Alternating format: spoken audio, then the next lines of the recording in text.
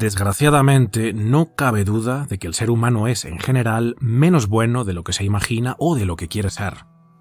Todo el mundo lleva una sombra, una región oscura de la personalidad que es desconocida y que el ego no quiere reconocer. La sombra es una parte viva de la personalidad, y por lo tanto quiere vivir con ella de alguna forma. No se puede argumentar que no existe. No podemos usar la razón para deshacernos de ella. Cuanto menos se integra en la vida consciente del individuo, más negra y densa se vuelve.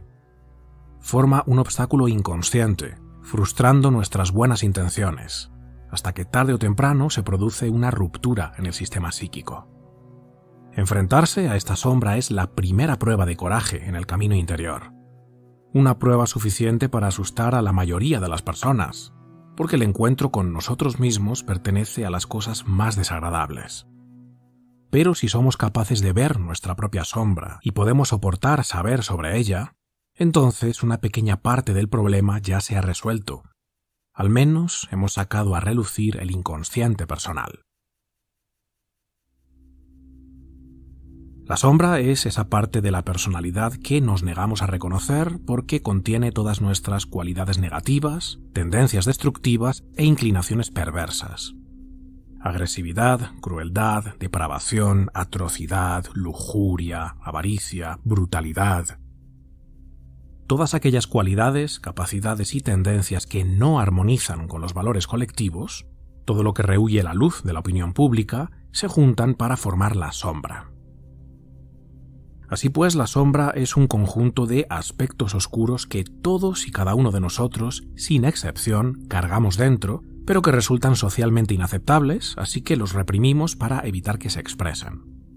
Como no queremos saber que hay una parte de nosotros capaz de cometer actos monstruosos, y no queremos tampoco que los demás lo sepan, lo empujamos a los sótanos del inconsciente, donde queda oculto y bien camuflado, hasta el punto de que se vuelve desconocido e irreconocible para nosotros mismos. Sin embargo, los contenidos reprimidos no desaparecen, sino que funcionan de forma autónoma. La sombra sigue operando desde el inconsciente, comportándose como un espíritu que nos ha poseído y que tiene su propia voluntad, y ejerciendo control sobre nuestros pensamientos, emociones y comportamientos, que tenderán a ser en su mayoría destructivos y autodestructivos. Esta sería la razón por la que nos cuesta tanto enderezar nuestras vidas. Aunque sabemos muy bien qué nos conviene y nos hemos propuesto hacer lo que sabemos que nos beneficia o dejar de hacer lo que sabemos que nos daña, nuestra sombra anula esta parte consciente y nos lleva a la misma inercia destructiva una y otra vez. Como señala Robert Louis Stevenson en su famoso libro El extraño caso del Dr. Jekyll y Mr. Hyde, el hombre no es uno, sino verdaderamente dos. Tiene una personalidad consciente y una sombra, cada una de las cuales a menudo lucha por la supremacía dentro de su mente. Para evitar ser víctima de la posesión de la sombra, debemos volvernos conscientes de esas cualidades oscuras que están enterradas en el inconsciente para, de esta forma, integrarlas en nuestra personalidad. Para Jung, ningún progreso o crecimiento es posible hasta que la sombra se integra adecuadamente. Cuando no eres consciente de tu sombra, declaras que una parte de tu personalidad no existe. Luego, esa parte entra en el reino de lo inexistente, donde se hincha y adquiere proporciones enormes. Si te deshaces de las cualidades que no te gustan negándolas, te vuelves cada vez más inconsciente de lo que eres, te declaras más y más inexistente, y tus demonios engordan más y más. En lugar de etiquetar esos aspectos de nosotros mismos como abominables, la integración de la sombra requiere que empecemos a verlos como partes necesarias y vitales de nuestro ser. Sin embargo, Jung afirma que esta integración es extremadamente difícil, ya que la mayoría no admitirá que en el fondo no son seres humanos totalmente virtuosos, desinteresados y bondadosos, y que en su lugar contienen impulsos y capacidades egoístas, destructivas e inmorales. La mayoría se engañará situándose en un pedestal de falsa bondad, con lo que seguirán siendo individuos fragmentados e incompletos que proyectan en otros su propia oscuridad. El encuentro con uno mismo es, en primer lugar, el encuentro con la propia sombra. La sombra es un paso angosto, una puerta estrecha, de cuya dolorosa constricción no se salva nadie que desciende al pozo profundo. Pero uno debe aprender a conocerse a sí mismo para saber quién es. El potencial para cometer los actos más horribles está presente en todos los seres humanos, lo cual, por supuesto, también te incluye a ti. Las peores barbaridades cometidas por otros individuos a lo largo de la historia son atrocidades que tú también podrías llegar a cometer. Lo más despreciable de la condición humana también vive en ti, y reprimir todo eso solo alimenta al monstruo, que acaba apoderándose de tu inconsciente y convierte tu vida en un desastre. Cuando uno trata desesperadamente de ser bueno, maravilloso y perfecto, la sombra desarrolla aún más una voluntad definida de ser oscura, malvada y destructiva. La gente no puede ver eso.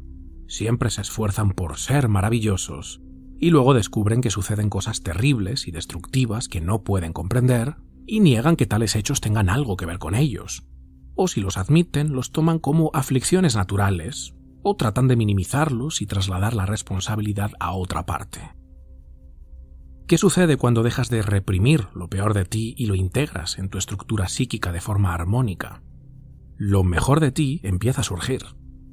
Porque la sombra no solo contiene aspectos destructivos de la personalidad, sino también capacidades creativas muy poderosas que fuimos reprimiendo a medida que crecimos. La sombra muestra una serie de buenas cualidades, como instintos normales, reacciones apropiadas, intuiciones realistas, impulsos creativos, etc. Muchos de los rasgos e impulsos que fuimos reprimiendo acabaron enterrando también a nuestros talentos y habilidades innatas. Por eso, cuando la sombra se integra, alcanzamos lo que Jung llamó la individuación. En palabras de Jung, individuación significa llegar a ser un individuo, entendiendo individualidad como nuestra peculiaridad más interna, última e incomparable. Por ello, la individuación se podría traducir como llegar a ser uno mismo o autorrealización. ¿Cómo integramos nuestra sombra? Jung señala que no existe una técnica generalmente efectiva para asimilar la sombra. Es más como la diplomacia o el arte de gobernar y siempre es un asunto individual. Primero, hay que aceptar y tomar en serio la existencia de la sombra. En segundo lugar, uno tiene que tomar conciencia de sus cualidades e intenciones. Esto sucede a través de la atención concienzuda a los estados de ánimo, fantasías e impulsos. En tercer lugar, es inevitable un largo proceso de negociación.